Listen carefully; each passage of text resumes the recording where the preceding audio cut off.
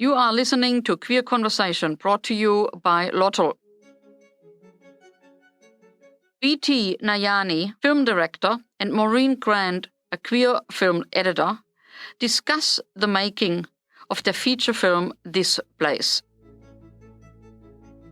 Fates collide in a Toronto laundromat when a chance encounter sees love blossom between a young Tamil woman and a Mohawk Iranian woman.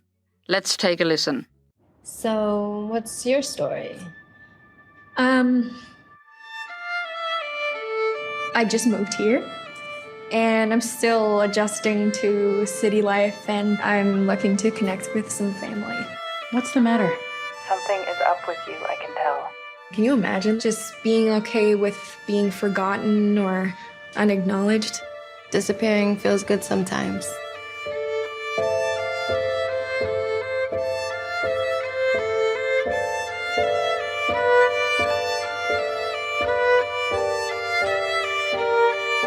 I think I'm learning to make room for forgiveness. Who are you trying to forgive? I shouldn't be the one feeling for the both of us. Why can't you just understand I'm not ready? I really don't want to lose you, especially now.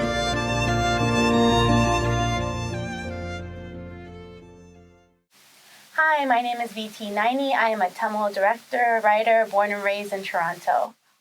Hi, my name is Maureen Grant. I'm a queer filmmaker, a picture editor specifically, living and working in Toronto. We're here for Queer Screen Mardi Gras Film Festival for the international premiere of our feature film, This Place. Give us a quick overview to start off with. It's a queer love story. It kind of unravels, as the story unravels, the two characters, as they're falling in love, are also discovering things about themselves, their own identities, and kind of relating their sense of place to the city of Toronto as they get to know each other. So it's a really layered, kind of nuanced story about queer love. Yeah, and I think it's also a multi-generational story. It is a queer love story, and it's a story about love in all of its manifestations. So again, with place, with family, both of them are children of refugees from Iran and Sri Lanka. So they're reconciling with their fathers in different ways. So the kind of alignment of refugee experiences on Indigenous land that's been stolen. And one of the characters is half Iranian, half Mohawk, Indigenous of any First Nation in Canada, or as we know, Canada or Turtle Island. And so, what does it mean to be the child of refugees? What does it mean to be the child of someone who is Indigenous to the land? What conversations happen between them? What complications arise? All while falling in love for the first time. So it's about grief and joy and love and family. And it's at the intersection of so many different experiences, not only between themselves, but the community and families around them. First thing that I thought was, it's interesting that both are coming from quite different cultural backgrounds, yet they are connecting. They seem to have the same challenges. Yeah. And they're connecting through those challenges regardless of their culture. Yeah, that was very intentional. I mean, Devri Gulshan and I, Governor Hedy Devri Jacobs, Gulshan Abdulmalek, they're my co-writers on the film. So we worked on the film together for about 3 years.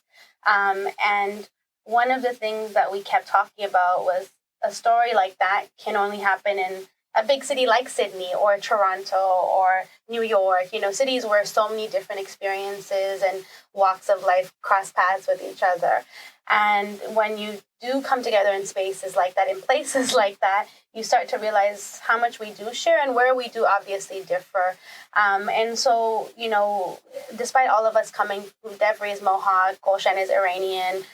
She came as a refugee with her parents to Toronto. My parents were refugees from Sri Lanka.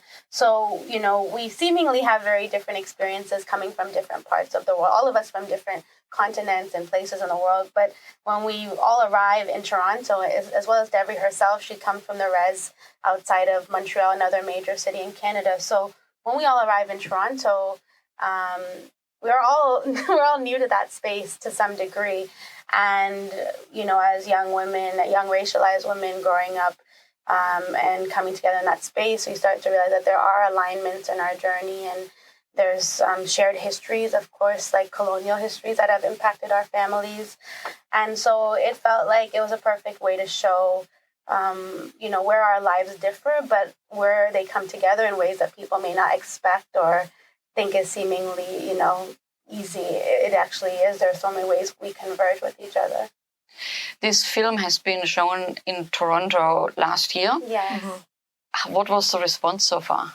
Oh my God. Because it was a hometown screening, it was really special. It was a packed house, a really warm audience, so much love and support. You know, all of our friends and community were there, and it was very lively and really well received. We're so lucky. Yeah, you never really you hope that, I mean, was so lucky to have a large, world festival like TIFF at home, but for us, it's a home festival, and to be able to screen at home when the world is visiting is so powerful, because people who are not from Toronto were at the screenings and could see what is possible with a Toronto home audience, and how we come together for stories we don't often get to see, because truthfully, a story like ours hasn't been at TIFF before. And so it was just really, it was a room full of love. It was 3 sold-out screenings. It was bigger than we imagined it possible. We were just hoping we'd have a nice premiere and people would get to see the film. And then we had the opportunity to share the room with such wonderful audiences who had such thoughtful and nuanced and loving questions, and we all got to be part of it, which was really special. Almost the entire cast and crew got to be there, which isn't the case. We're here for Queer Screen, was so amazing, but it's just the 2 of us. I would love for our cast and crew to be here and experience this festival, but that's what that home screening gave us. It felt, and the comment that I kept getting was that we don't see stories like this very often, and it was really special and very specific to Toronto, but also could be applied to so many other places. Yeah. It's always very hard to come out within a culture that is very conservative. It's an additional hurdle. So it would be really liberating for a lot of women coming from those cultures to actually see themselves represented on screen like this. Yeah, that's what we heard. I mean, one of the decisions we made early on, and I think it was, Deborah and Gulshan both were they didn't want the coming out of the characters in the film to be a source of tension or grief. We wanted to create, worlds. We wanted to imagine what could be better. What's an ideal situation? What's a beautiful, loving situation in which, you're able to share who you love and your family doesn't react poorly. They're supportive. And we want more of that, so we try to reflect that in the film, even if that's not always the case.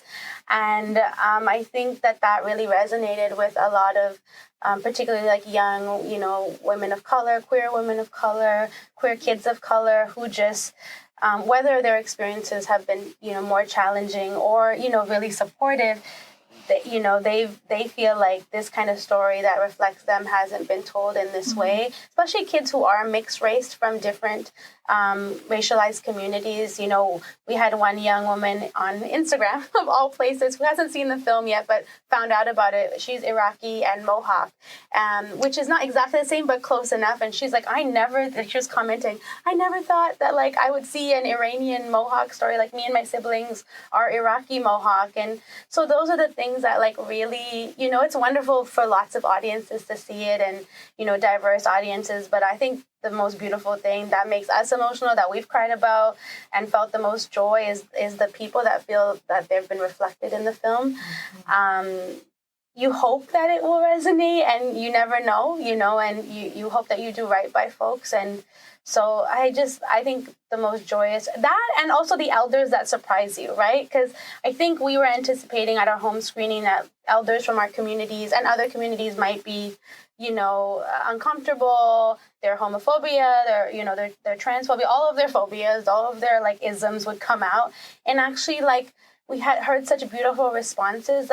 My father himself was at the end, and he's a very quiet guy, so you never know what he's thinking. He was like, that was such a beautiful love story. And I thought, this is the power of cinema too, right? You sit with these characters for an hour and a half as someone who, I'm sure in his world, he doesn't think he knows a lot of queer folks, but I know that they're around him. So for him to sit with that and hear a story and watch 2 people fall in love and honor it for what it is, I think that's also the beauty of it. People being seen, but people also learning to hold space for more than they thought they could. Yeah. I think one of the special things about the way this film was made, too, was that the writers themselves and their points of view were constantly considered during the process of the edit. We would constantly send cuts and scenes back to them to make sure, the language was correct, or, the right amount of information was there, as you take lines out and things fluctuate, but we were always kind of in check and making sure that things felt good for the entire team. And I know that that's the way Nayani runs her productions as well, and is a really thoughtful, great communicator with a community spirit. And I think that's a really special kind of new way that films are being made.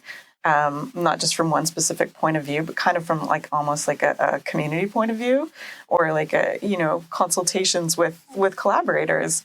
And yeah, I think that's just really unique. I come from community work, and we were just talking about this before we got here, is everyone is, I could never, that's the reason I brought Devry on in the first place and Gulshan joined, is because even if I had an idea about a friendship or a relationship between a young daughter of refugees and a young Indigenous woman, but I don't know that perspective, and I could learn so much from someone who is from the community. And so that's how Devry became involved, and Gulshan is a longtime friend. That's how she got involved. And so, there's no way I could tell someone else's story, and we learned so much about each other. And we prepared ourselves for the questions that would come once the film was out, because we had to have difficult conversations, all of us. We had to have challenging conversations, hold space for just for us to be honest and open and transparent, and not be afraid to ask the questions that we don't know the answers to, that someone else might get upset with us about. I think we created collectively this very loving and open space that allowed us all to learn from each other as we were nurturing this film into existence. Mm-hmm. It required a lot of thought and conversation, I think. We sat together for the most part. I didn't work alone often because it required so much conversation around if we lost a line, what would that mean? And sometimes lines in Tamil would mean something very different from the translation that we would have. And there was nuance to that language that I wouldn't be aware of. It sounds cheesy, but it's true. Everyone was so integral to it looking like and feeling like and sounding like exactly what we ended up with. And can you tell us something that happened behind the scene? That it took a long time to finish it. I will say, the nature of being a film in the pandemic was, we shot most of it in 2019, and we were supposed to shoot these pickup dates, the same year.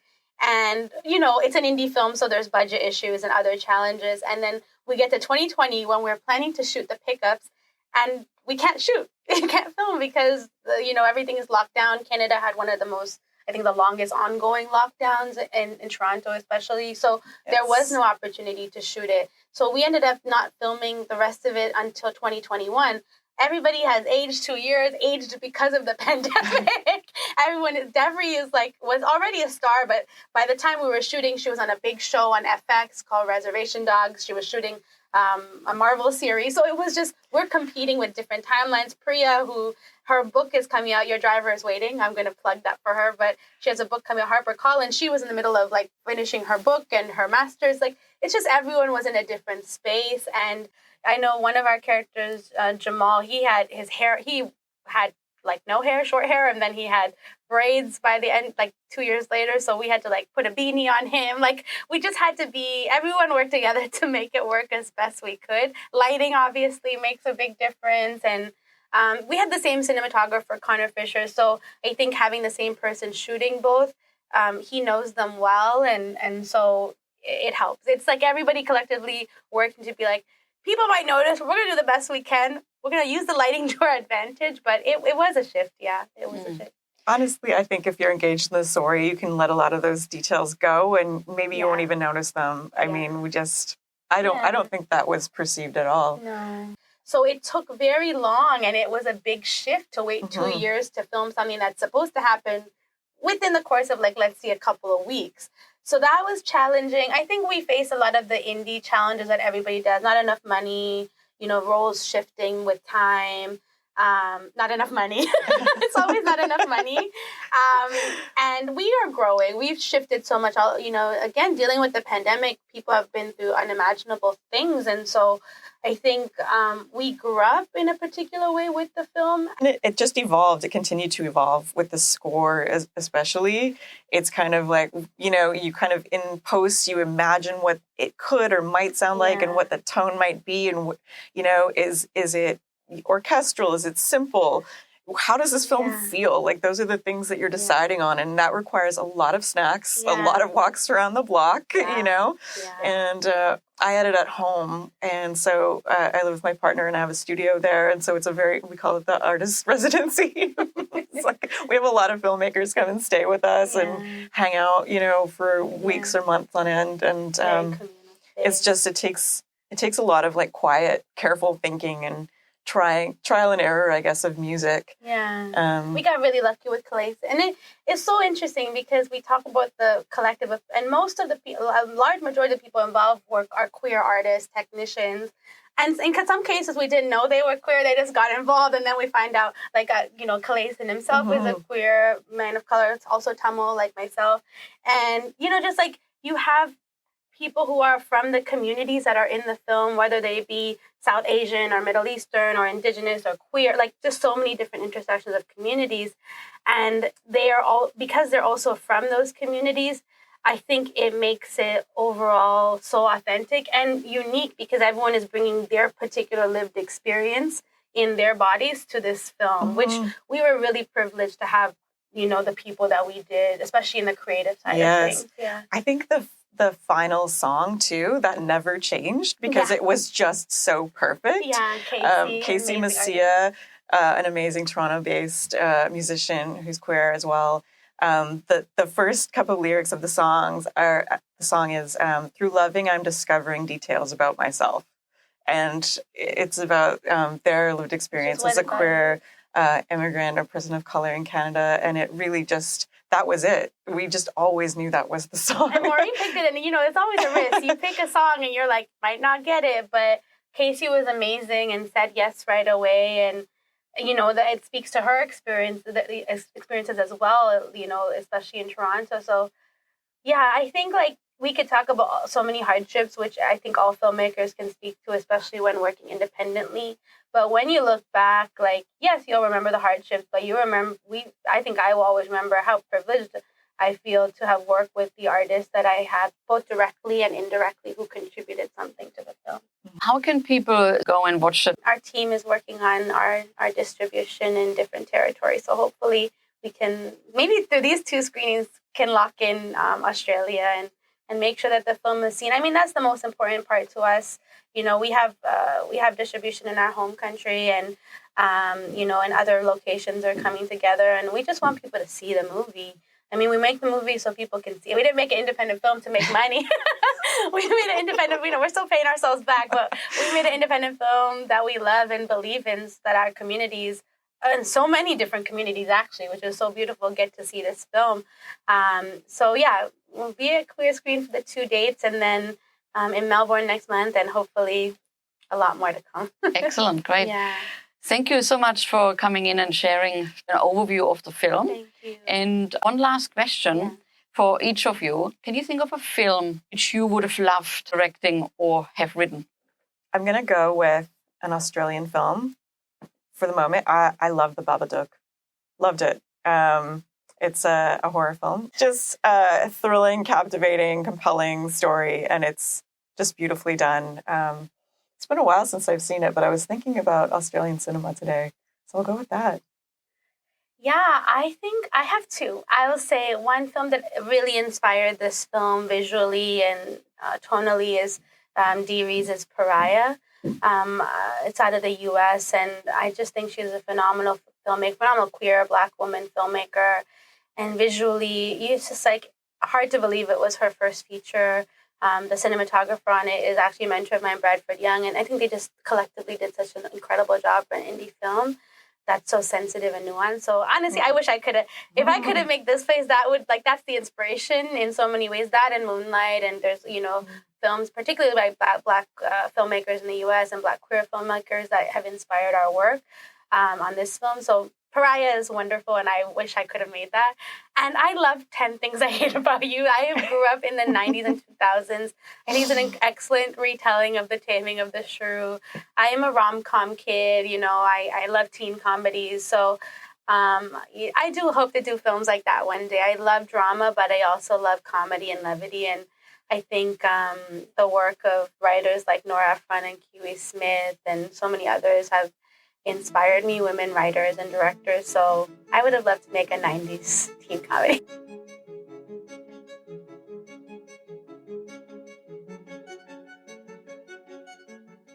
Thank you for listening to Queer Conversation, your podcast for all things queer. My name is Silke Bader. Until next time.